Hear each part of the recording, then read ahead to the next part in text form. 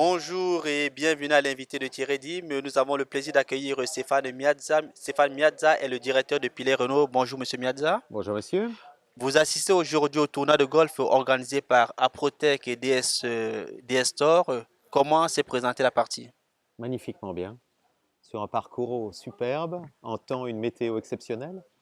Le soleil a tardé à sortir du Salève, mais tout va bien et on va passer à table dans quelques minutes, donc quoi de mieux? Alors, on va peut-être, avant de vous laisser passer à table, on va peut-être parler d'immobilier parce que vous êtes de l'immobilier. Oui, Première question, comment se présente aujourd'hui le marché immobilier genevois?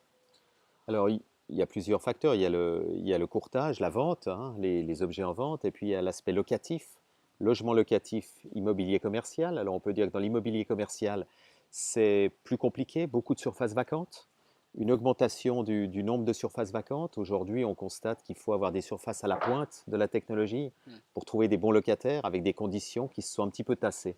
Le marché locatif, lui, va très bien. Il se détend un tout petit peu avec toutes ces nouvelles constructions qu'on voit sortir de terre et tous ces projets, que ce soit le PAV à la Praille et toutes ces choses-là.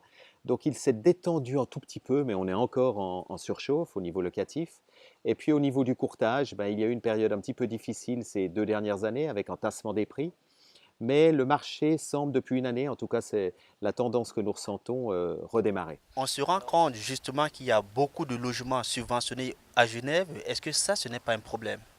Alors c'est un problème pour les gens qui aimeraient accéder à la propriété, puisque dans les zones de développement ou ces choses-là, on a restreint le nombre potentiel d'appartements en copropriété, et de ce fait-là, on se prive de certaines personnes qui aimeraient rester à Genève et accéder à la propriété. Oui, ça c'est un problème. Et ils vont où? Beaucoup en France voisine, canton de Vaud. Voilà, donc ça, oui, c'est un problème. Il faut construire plus de copropriétés à des prix accessibles dans les zones de développement. Une dernière question peut-être avant de terminer cette interview. Genève a toujours figuré dans le classement des villes les plus chères du monde. Est-ce qu'on va assister prochainement à un tassement des prix?